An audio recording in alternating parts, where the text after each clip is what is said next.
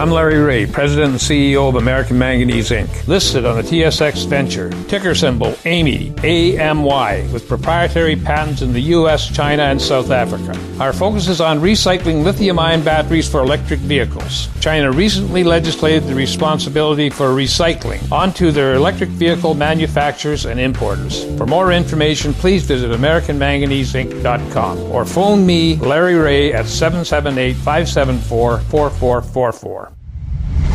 You're listening to HowStreet.com radio, available online at TalkDigitalNetwork.com.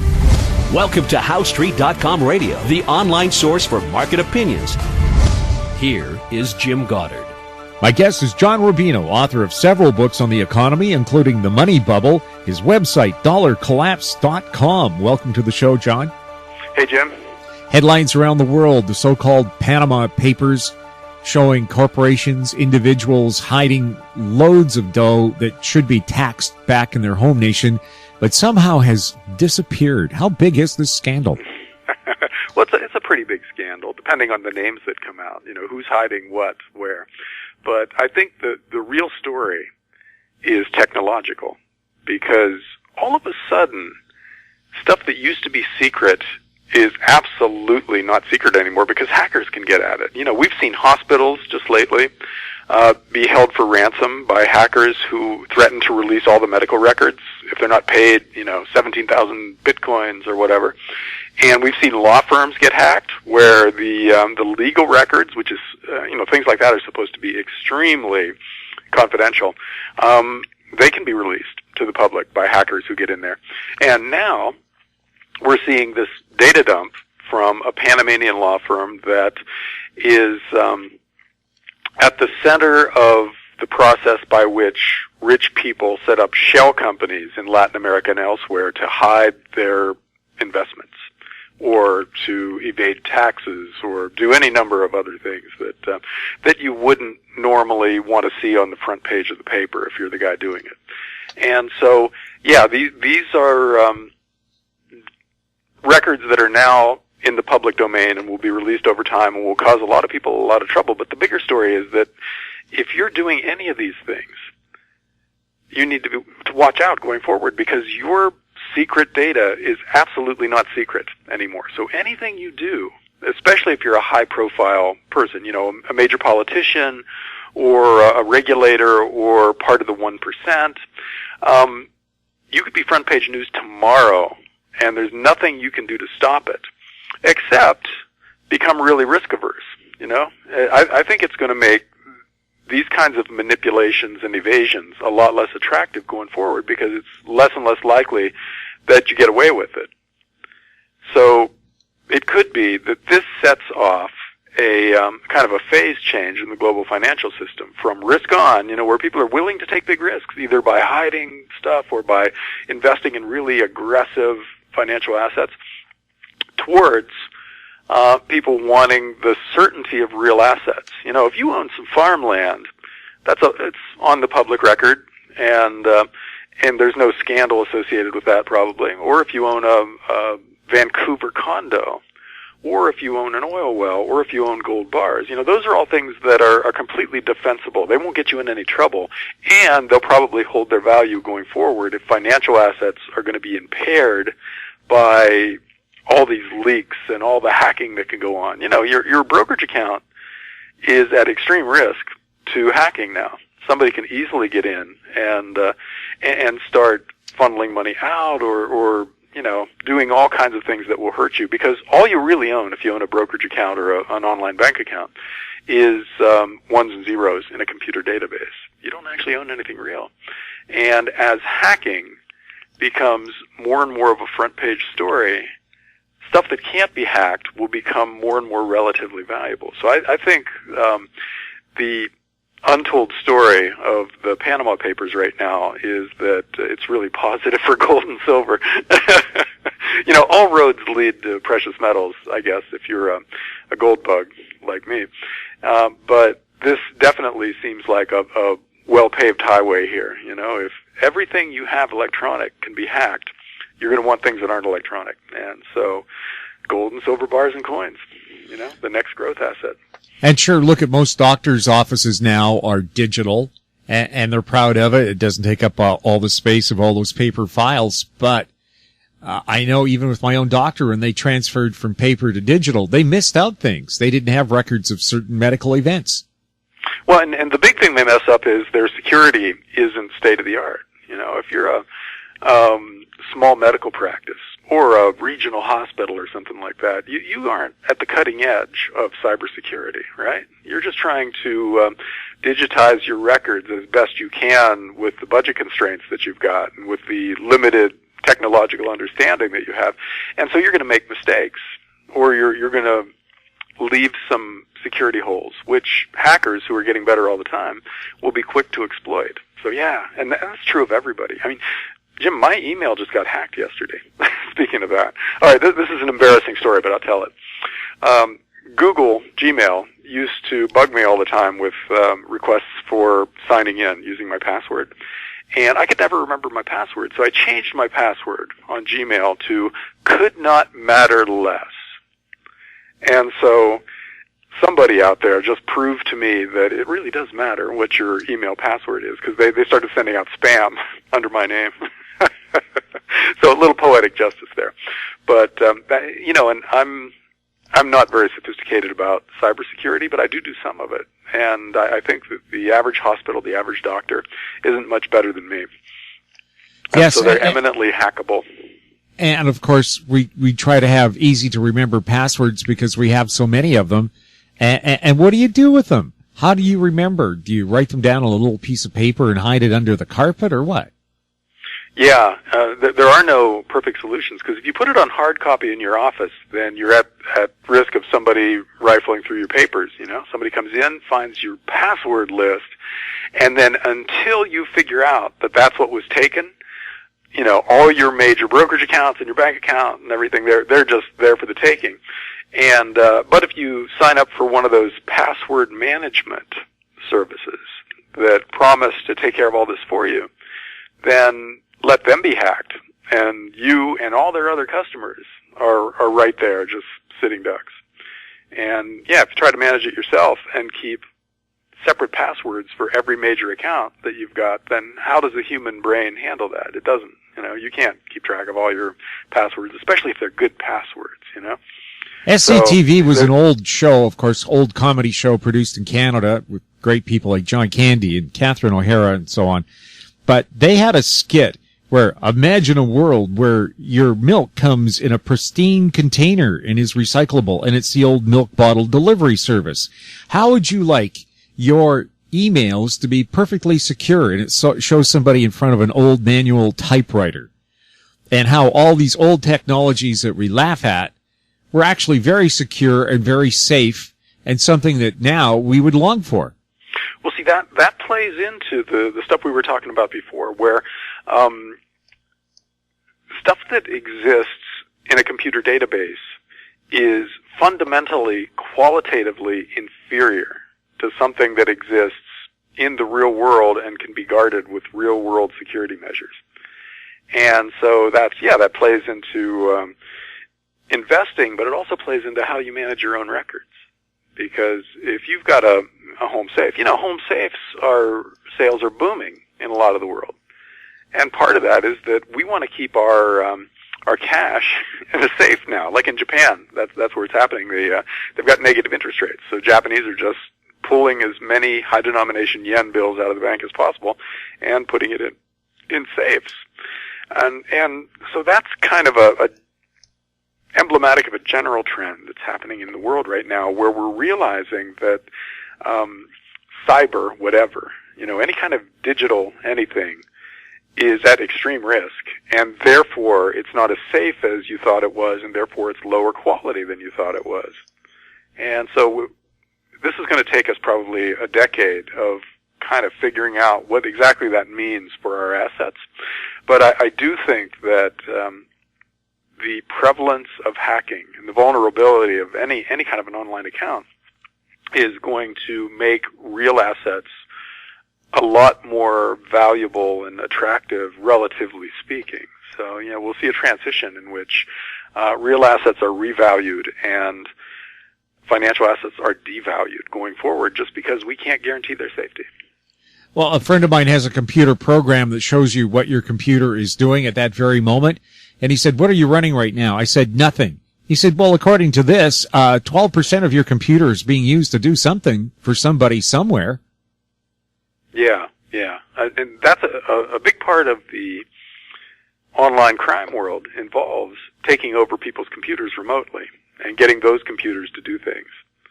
So that's why, for instance, sometimes you'll see spam going out under your email account. And they didn't necessarily hack your email account. They just got a hold of your email address and are spoofing it. They've got some other computer, that's owned by somebody who doesn't know it's happening, sending out that spam. So it's somebody else's computer and your email address, that neither one of you, know has been, hacked in some way, and it's happening out there. And so, yeah. And the average person has no idea what to do about that. I sure don't. And how do you replace your email with regular mail when Canada Post is charging me $1 a stamp? Well, see, that's the thing. Are we going to communicate physically from now on? Or are we going to, segregate different kinds of messages for different kinds of media? For instance, there might be things that, and privacy goes beyond just computer hacking. They have all kinds of ways of listening in on what you're doing now. For instance, they can, the NSA in the U.S., even if your phone is turned off, they can use it as a microphone. Or they can activate a phone, the phone of the guy who's sitting next to you in a restaurant and make that a microphone to hear your conversations. So if you've got crucial conversations, do you have to now do them physically, face-to-face, without any electronics around? And that's a real question. We actually have to think this through. What percentage of our personal communications need to be conducted in that way? And what percent are okay on a basically public email system where anything you type and send can be front page news tomorrow, or can be part of a transcript printed out by the police or the NSA or your business partners? Most of what we do on email now and texting and Twitter and all the rest of social media, most of it's innocuous and we don't care. We'll put it out there and it doesn't matter, but we have to start figuring out which things are not in that category and start behaving accordingly. And so, yeah, again, it's a process that we're going to have to go through, but I think it's a safe bet that there's going to be some segment of your communication that can only be done face-to-face in a room with no electronics or out on a park bench or something like that. So, and even then, they can listen in or read your lips using a Hubble-like telescope that's not pointed into outer space but pointed at you. That's right. They just developed electronic lip reading, didn't they? Where if they can just have a line of sight video of you talking, even if they can't hear you, they can figure out what you're saying. Yeah. So this is really tough, because privacy is not at all what we thought it was. And because my main focus is finance, I tend to pay most attention to what that means for different asset classes. But it really applies to all of life now.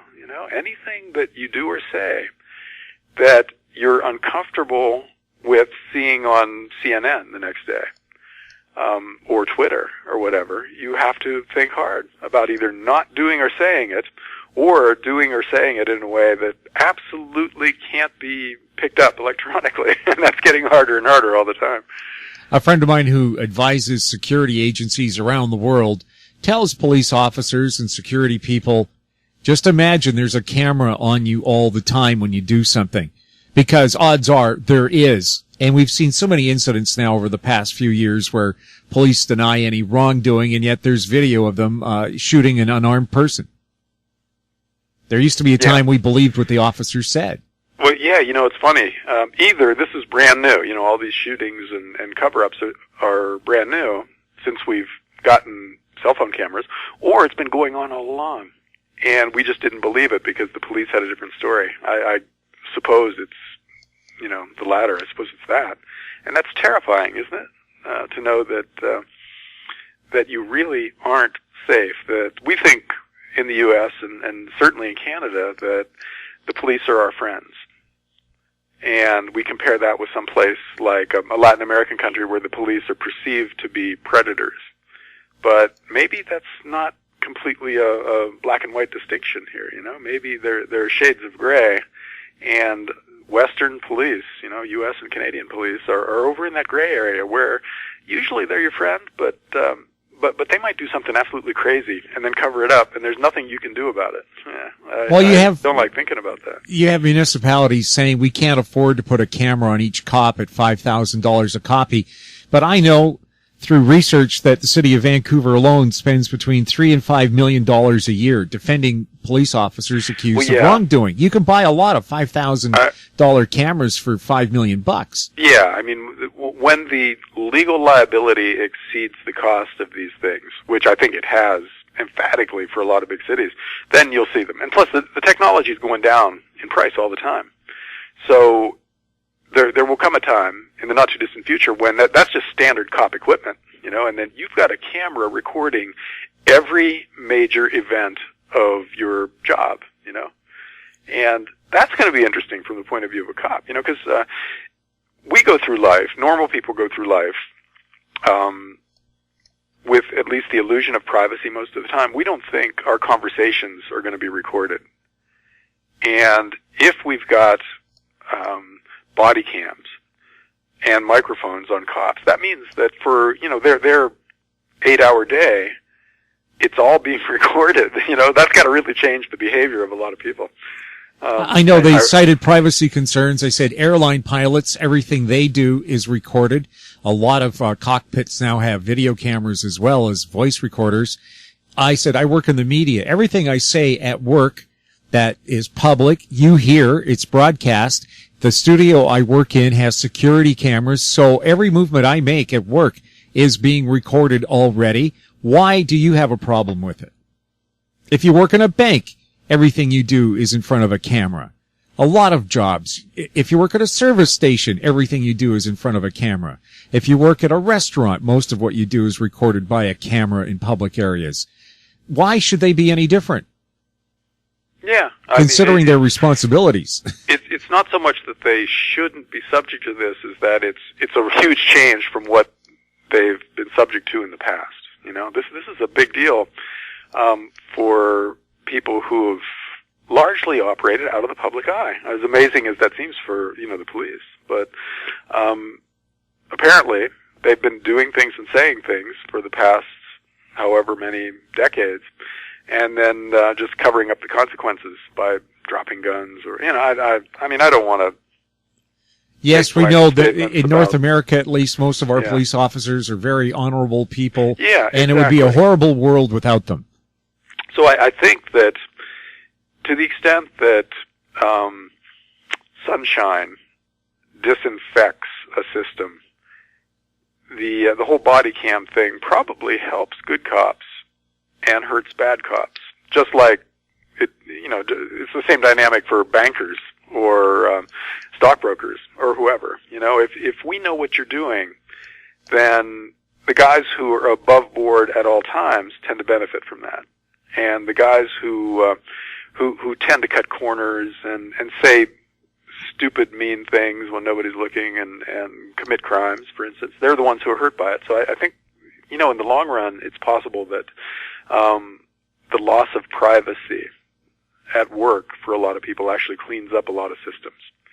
And I'm just saying it's an interesting transition, you know, because the idea of privacy, you know, used to be very well understood, and now it's changing so rapidly that I think most people don't completely get how different the world is now in that sense, and how different it's going to be in the not-too-distant future. I mean, we're just beginning to figure out how to create little tiny microphones and put them on robots and send them through cracks in windows and things like that. You know, if you can make a robotic cockroach, then there really is no such thing as privacy anymore, right? And what does that mean for lawyer-client conferences, or for financial advisors like the Panamanian Bank right now that has lived with a high degree of privacy up till now, they and their customers? But what happens 10 years from now when no matter what conversation they have, wherever it is, they aren't going to know if somebody didn't send a little robot fly into the room or whatever, and it's just sitting on the wall there recording every single thing that's said. And then some blackmailers are going to call them the next day and say, okay, you go to jail or you give us 1 million Bitcoin. You know, and that's the kind of thing that's out there for everybody that deals in any kind of sensitive information. And it's only going to get more and more extreme as technology shrinks and becomes more and more powerful and cheaper. We'll have more with John Rubino right after the break. I'm Larry Ray, President and CEO of American Manganese Inc., listed on the TSX Venture, ticker symbol AMY, AMY, with proprietary patents in the U.S., China, and South Africa. Our focus is on recycling lithium-ion batteries for electric vehicles. China recently legislated the responsibility for recycling onto their electric vehicle manufacturers and importers. For more information, please visit AmericanManganeseInc.com or phone me, Larry Ray, at 778-574-4444. Unbelievable harmony, spectacular performance, the ultimate tribute to the Everly Brothers and Simon & Garfunkel. Bird Dog and the Vintage Electric Band coming to Mission, White Rock, West Vancouver. Buy online and save at ontourtickets.com. Welcome back. We're speaking with John Rubino, and right now we're turning this into an entire conversation about privacy and how things can be hacked. I know the CIA already has a machine that they can put on a van and park outside somebody's house and read exactly what's on their computer. How long before the mafia or some other organized crime group decides to buy one of these devices and park outside your bank? Oh, if the FBI already has it, you can bet that some branch of some criminal organization has it too, right? Because how are every single are all the FBI agents completely above board and immune to bribes? No, of course not. You know, and this kind of technology is worth not thousands or not millions, but billions of dollars. So the potential for corruption in this kind of thing is just off the charts. So it's a pretty safe bet that high-end surveillance gear is finding its way onto the black market as we speak. And whether it's military or law enforcement, you know, it's finding its way to Russian hackers and other people like that in the U.S. mafia, you know, and so, yeah, it's just a matter of time before that kind of stuff is taken for granted. And again, that makes financial assets. You know, a bank in the U.S., let's say your local bank branch is scanned by some kind of remote sensor, and then those accounts are cleaned out. That account that you just lost everything in is still guaranteed by the government. But what about one of those Panamanian banks or a bank in the Bahamas? Who makes good on those accounts if a hacker cleans that bank out? And officially, it doesn't exist. Yeah, do you go to the government and say, "Oh, my shell company just got emptied out"? You know, "Oh, it was full of all these illegal things, but they were worth $1 billion. Can you help me?" And the government is going to say, "Yeah, come on in. We'll help you out. We'll take good care of you." And so that's another thing that you got to worry about now in a world of hackers. I don't know how many people these days are familiar with the book Neuromancer by William Gibson. But William Gibson is from Vancouver. He is, isn't he? Yes. He is still in my top 5 writers, you know, just because of Neuromancer. Great book. But its hero is a cyber hacker from 1984, back before there was even an internet. He basically sketched out how that would work in a very believable way. And now that's coming true, you know. There are a lot of people in the world who are doing basically what the characters in that book do. And except that they're doing it with, in some ways, even more sophisticated gear. So that's now a growth industry, and that means that none of your accounts are safe. And see, the problem is with real assets. We're going to come to the conclusion that our financial assets are not safe, and we want to move some money out of them and into some real kind of asset. But then you've got to protect the real assets, you know. So I think another growth industry is super safe precious metal storage and techniques for home storage of, you know, financial/real assets. And I think we've all got to get very, very sophisticated on this count, because we're going to want to store some stuff at home. And so you really have to think through how you do that. How do you keep that completely safe in a world where somebody can, break in, put a gun to your head, and force you to open a vault or whatever, a safe, or torture you? Yeah. There is really no perfect answer to any of this, and there's also no alternative but to think it through and try to come up with the best possible combination of strategies for an individual. And the more money you have, the more you have to think about. So yeah, this is a world that's going to seem very crazy to us today. 10 years from now, the world is going to be so different, and in some ways that we don't anticipate. And this is one of them. Well, in Brazil, the national sport, it appears, has changed from soccer to home invasions, where nobody's safe from it, and there are dozens every day in every city. Well, yeah. When societal order breaks down, then crime becomes, activity of the middle class or the former middle class, and that's happening in a lot of places. So yeah, I don't have a solution for that either. Well, I was just going to say the cybersecurity business is probably one of the fastest growing sectors, and if you wanted to invest in an area with growth besides gold right now, maybe cybersecurity is the way to go. I absolutely agree, and but I don't understand it well enough to pick and choose among companies like that. But yeah, I know enough about computer coding to be dangerous to myself. It's just like someone who takes a French lesson and goes to a French restaurant, and the waiter tells him, "Sir, you just ordered a deep fried door." Enough to be dangerous. John, thanks a lot for chatting with us. Sure thing, Jim. My guest has been John Rubino, author of several books on the economy, including The Money Bubble, his website, dollarcollapse.com. You're listening to HowStreet.com Radio. Find us on Twitter at TalkDigitalNet. Our YouTube channel is Talk Digital Network. Comments or questions for the show can be emailed to info@HowStreet.com. I'm Jim Goddard. Thanks for listening. Comments made on HowStreet.com Radio are an expression of opinion only and should not be construed in any matter whatsoever as recommendations to buy or sell any financial instrument at any time. Available online at TalkDigitalNetwork.com. HowStreet.com Radio is a production of HowStreet Media Incorporated.